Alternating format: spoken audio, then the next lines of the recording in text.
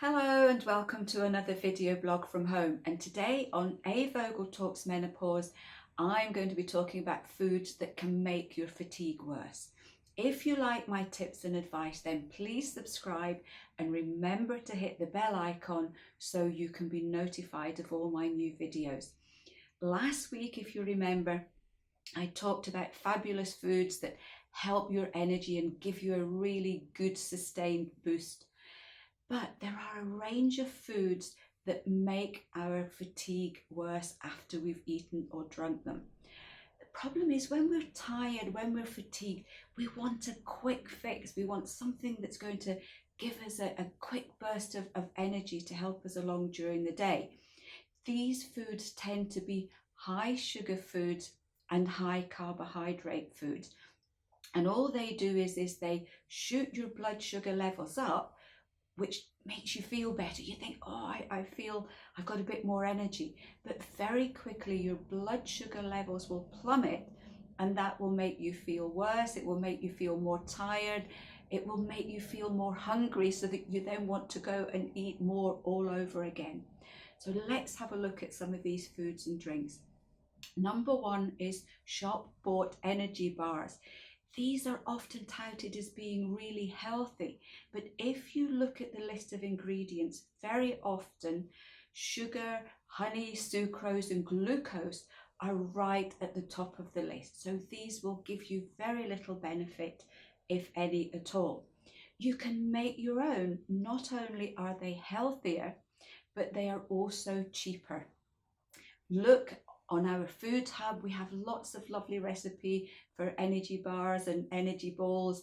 I love the cinnamon and chia seed ones, and I often make those and have just one as a little snack whenever I need some extra energy.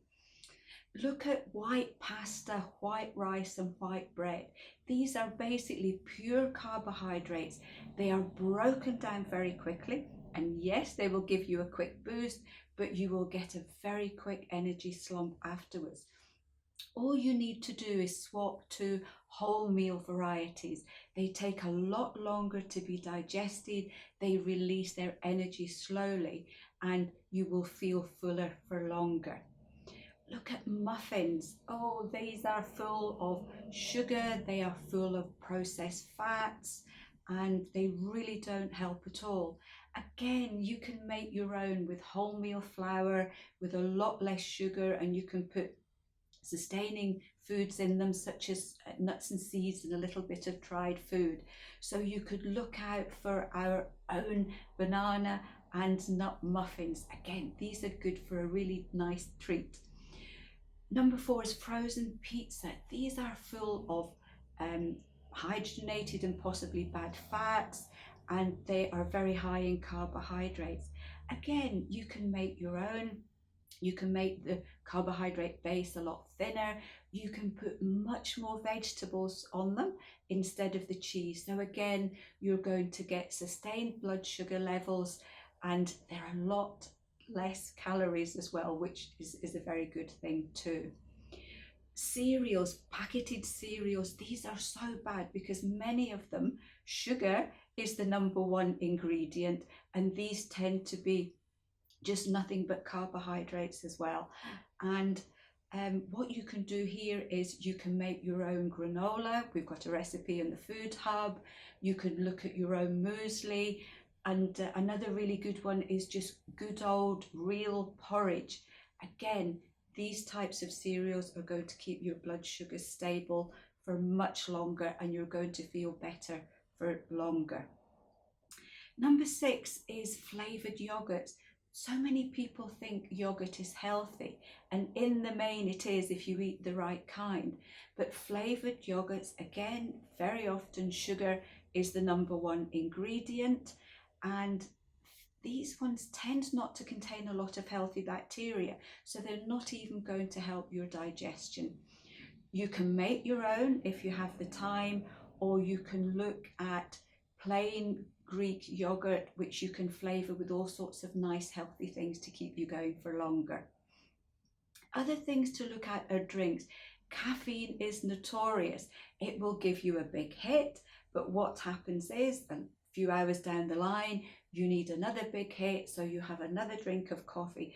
And I know so many women going through the menopause, their first drink of the day is a cup of coffee, and that is going to create problems for the rest of the day, because you're going to keep needing a big hit to deal with the lows that you get after drinking coffee. Other drinks that can be really bad for you are things like alcohol, fizzy drinks, and fruit juices.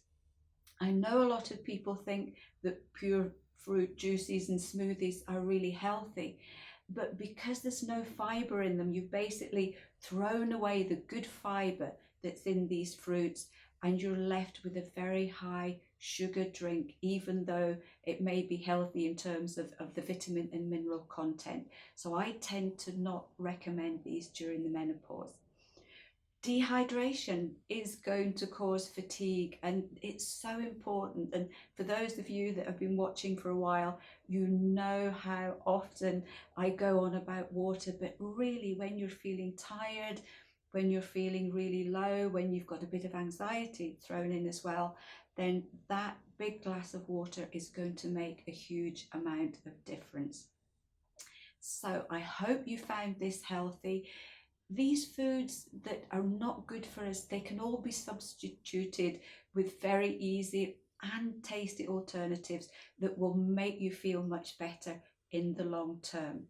So if any of you out there have your own tips or foods or recipes that you find work really well to give you a lovely gentle boost when you feel fatigued, then please do share them with us, and I will look forward to reading them. And I will see you next week for another edition of A. Vogel Talks Menopause.